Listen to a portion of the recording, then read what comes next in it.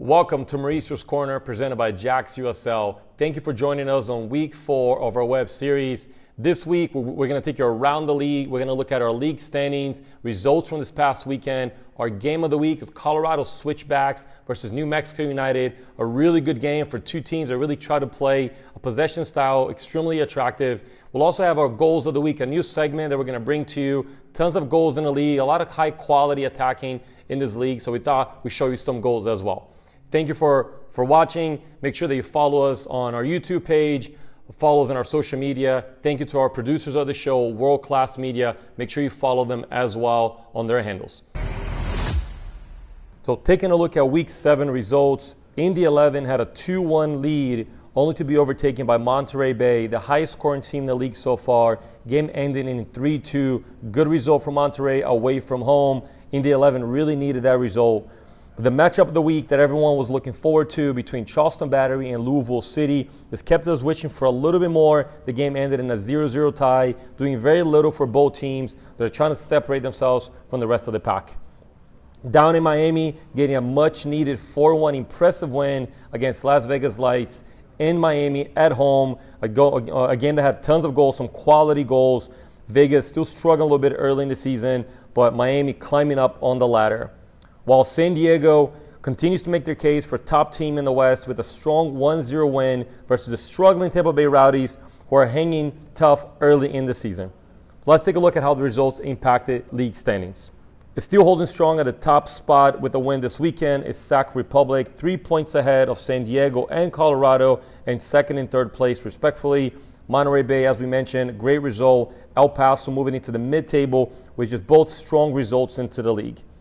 In the East, Birmingham closed the gap to Battery with a Battery tie versus Louisville City with a strong West Coast win at Orange County. Miami climbed up a couple of spots with a home win versus Vegas that continues to look for their first win of the season. It's a 34-game regular season where 8 teams from each conference make the playoffs. Tons of games left to be played. Teams at the bottom of the league have a lot to play for still, and teams at the top of the league have to continue their good form so far. So let's take a look at this game of the week. So in this game of the week, Colorado Switchbacks hosting New Mexico United. Two teams that like to possess the ball. They like to control the game with the ball. Neither team really vertical. They like to play through the lines. Switchback have some really nice players. They play out of the back all the way from the goalkeeper, which allows their attack to start. Also has a little bit of an issue in this game, allowing to go off of their build-up. But a team with a clear identity how they play. Say it's early in the season. They lost their top goal scorer in Haji Berry last year. Went to a USL transfer fee to an Egyptian First Division team. Trying to replace 17 goals is not easy. They brought in Romario Williams, a veteran in this league, trying to come up with some of those goals as well. But a team that plays together, they come up through the lines. But one thing that's clear in their identity is their high pressing, is their counter pressing. So as you're going to see here in this video, it's going to start off right away with some high pressing into their attack. So a high pressing team, you can see Romario Williams is starting the press from the top. They're really trying to force goalkeepers and defenders to make the mistakes into those critical areas. A lot of numbers advance into the box. Williams would like to get a little bit better of a layoff here, but nonetheless, a good opportunity leads into a corner. Going into their build-up, you're going to see a team that likes to play through the lines quite a bit. They like to attract a lot of pressure. You see the yellow jerseys there, all corralling around the ball, which creates those passing lanes. Great switch point of attack. A lot of room to operate on the weak side. And you get a player here that likes to go 1v1. Foster, really tricky player, get into the box, get around the defender, and get those crosses. Look at the numbers that Switchbacks have inside the box asking for the ball, all the way from the back, possessing. Now here's where they can hurt themselves a little bit. Goalkeeper way outside of his goal line, playing the ball across the box, never recommended. Took too long to recover. If you're gonna play high risk, you have to react a little bit quicker. The goalkeeper Herrera did not reacting quick enough through his mistake. New Mexico go up 1-0. But what I love about Colorado Springs, they did not switch how they play. They continue to stick to their identity, continue to play through the lines. A team that's really, really patient. Once again, a big switch point of attack. Foster, once again, a lot of room to run. Enrique is probably one of the more creative attacking players. Get the ball into the box. But here it'll be easy to just reset this ball. Romario, a great link-up, post-up player. Another cross in, only to find the header of tiny little Foster, but he makes the best effort to get a chance on goal. And here's how he pays off. Looks very similar. Ball getting to those wide areas. Good build-up. 2v1 areas, 2v2s. Can't get into the box. But they commit so many numbers forward, so they're always ready to challenge for that first, for that second ball. So again, I keep saying the name Romario Williams. He didn't score a goal in this game, but a big presence. Ball intended to be across the box, gets a lucky deflection, goes into the back of the net, and they come back into the game and make it a 1-1 game in Colorado. Continue to play the way they play. Once again, Romario Williams on the ball, strong body, plays off his defender. Foster, beautiful little turn, cut back, top of the box. Speedy Williams gets a touch on it. Not sure if he meant to shoot it or meant to pass it, but anyways, a tough, a great pass, a little deflection, and they win the game 2-1.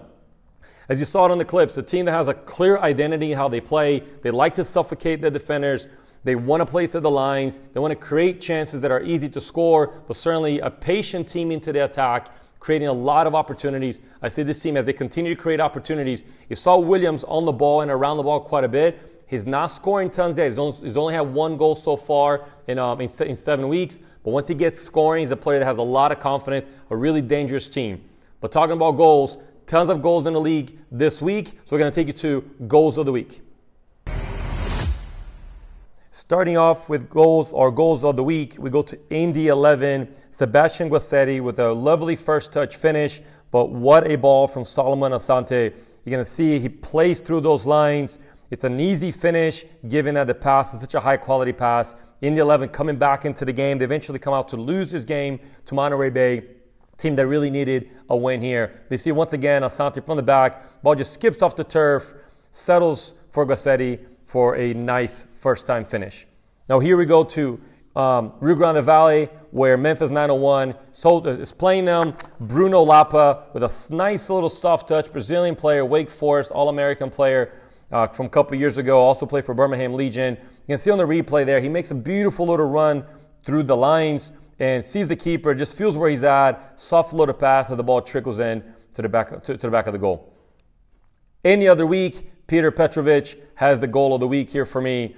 Lovely ball. You see the distance that this ball carried. That first touch to bring that ball down. Celebrates there with Lucho. Typically the goal scorer on this team. Great crowd in El Paso supporting their home team. Keeper a little bit distraught, a little disbelief. As you can see, look how long the ball traveled. Beautiful first touch. Easy finish to the back.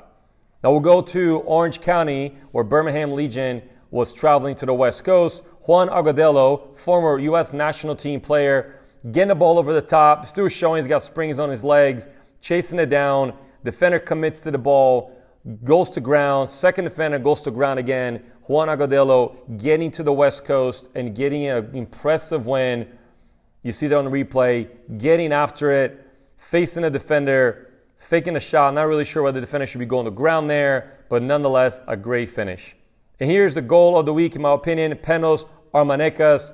Ball deflected off of the rebound, the first shot, settles it on the turf, and beautiful bend around the goalkeeper. Not really much of a chance for it. First goal of the season, a player that has come in with high expectations, wearing the number 10.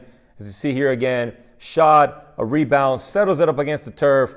Beautiful bend across the league.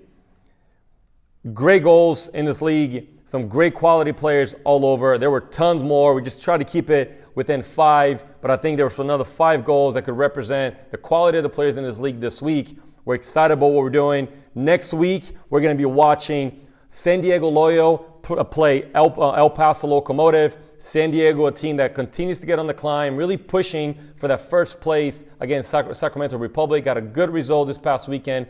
El Paso got to the middle of the table. A really interesting team. Great atmosphere down in El Paso. Expecting to see a really good game. Next week, we'll look at hopefully breaking down some cup sets. It's U.S. Open Cup week. Some USL Championship, USL League One teams playing against MLS teams. Next week, we'll come back to review those games. Make sure you watch every game on ESPN+. Hopefully, we'll be talking about some cup sets right here on Mauricio's Corner. Once again, thank you for joining us. We'll see you for episode 5 next week around the corner. Take care.